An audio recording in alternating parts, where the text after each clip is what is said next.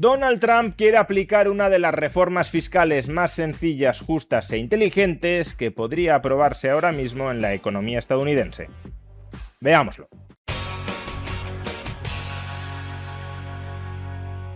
Donald Trump necesita reconectar con sus votantes republicanos de cara a las elecciones de medio término del próximo mes de noviembre, y una de las ideas que parece haber tenido para lograrlo es plantear una reforma de la tributación de las ganancias del capital, donde solo se grave a las ganancias reales y no a las nominales.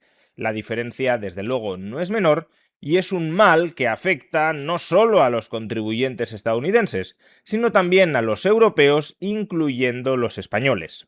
Imaginad un escenario similar al siguiente. Como inversores comprasteis acciones de Nike allá por el año 2013, a un precio cercano a 26-27 dólares por acción.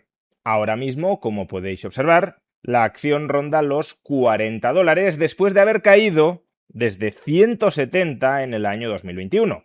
Es decir, que como inversores ya estáis bastante fastidiados por haber experimentado una caída desde 170 a 40 y hastiados de la situación decidís vender vuestras acciones. Pero claro, si comprasteis a 27 y ahora vendéis a 40, estáis acumulando una plusvalía de unos 13 dólares por acción, que equivale a una rentabilidad sobre vuestra inversión inicial, 27 dólares por acción, del 48%.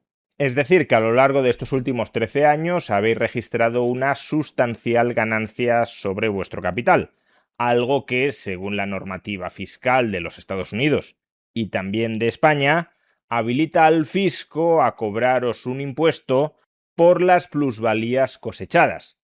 En Estados Unidos ese tributo puede llegar a ser del 20% de la ganancia obtenida y en España puede llegar hasta el 30%. Dicho de otra manera, si invertisteis en el año 2013 $1.000.000 en acciones de Nike y las habéis revendido en el año 2026 por $1,5 millones, cerrando así una ganancia de $500.000, en Estados Unidos tendríais que pagar aproximadamente $100.000 en impuestos y en España aproximadamente 150.000. Bien, hasta aquí uno podría pensar que todo esto es bastante razonable. Al fin y al cabo, el Estado nos cobra impuestos en multitud de ámbitos y este solo es uno más de ellos. Si has ganado $500.000 invirtiendo, pues es lógico que pagues una parte de los mismos en impuestos para sostener los gastos generales del fisco. Pero dejando de lado la cuestión más de fondo, de si los impuestos son moral y económicamente justificables o no lo son, lo cierto es que este razonamiento parte de una premisa que es errónea, y la premisa errónea es que el inversor de este ejemplo ha ganado $500.000. ¿Y por qué esta premisa es errónea? Pues en esencia porque no estamos teniendo en cuenta el efecto de la inflación. $1 en el año 2026 no tiene el mismo poder adquisitivo, el mismo valor, que en el año 2013. Con $1 en 2026 puedes comprar muchas menos cosas que con $1 en el año 2013. Por tanto, no es necesariamente cierto que $1,5 millones en el año 2026 representen más riqueza y por tanto reflejen una mayor capacidad económica gravable que $1 millón en el año 2013.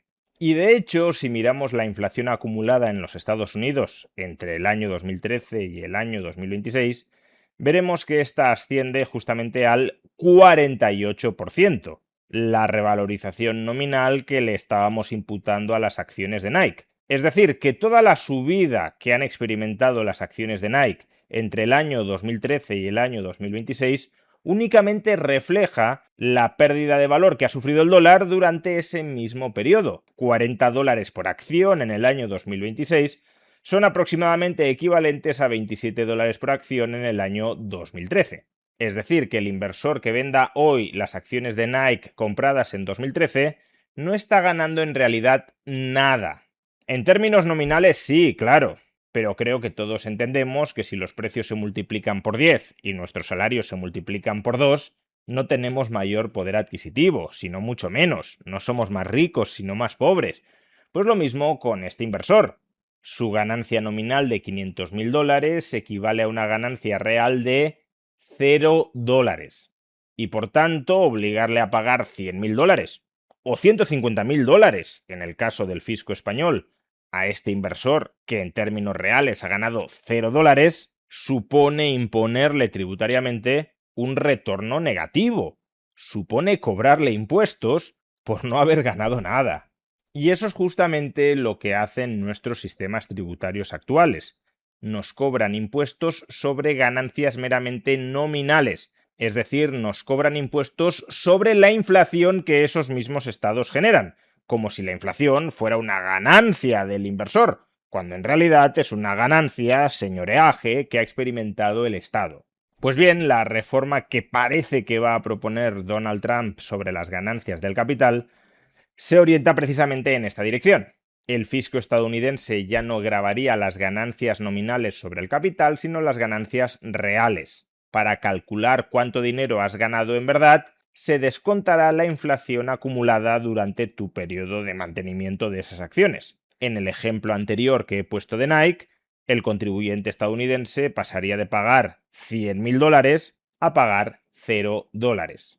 Pero repito, no pagaría $0 porque se le esté otorgando un privilegio injustificable, sino porque si no ha ganado nada en términos reales, pues entonces tampoco tendría que pagar nada en impuestos. O poneos en un escenario todavía peor. Imaginad que el inversor del ejemplo anterior gana en términos nominales, pero pierde en términos reales. La rentabilidad nominal que obtiene es inferior a la inflación acumulada. Pues bien, ese inversor tendría que pagar impuestos habiendo perdido dinero, tendría que pagar impuestos sobre sus pérdidas.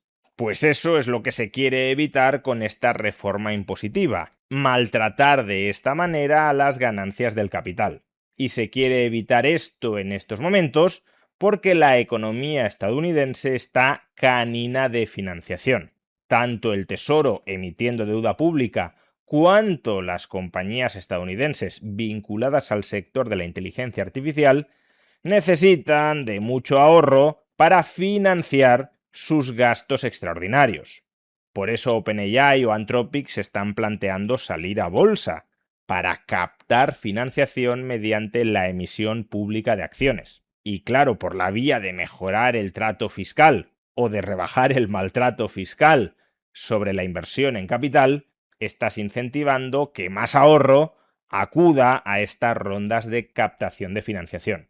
En definitiva, una buena propuesta fiscal de Donald Trump que ojalá termine llegando a España no solo para las rentas del capital, sino también para las igualmente muy maltratadas rentas del trabajo.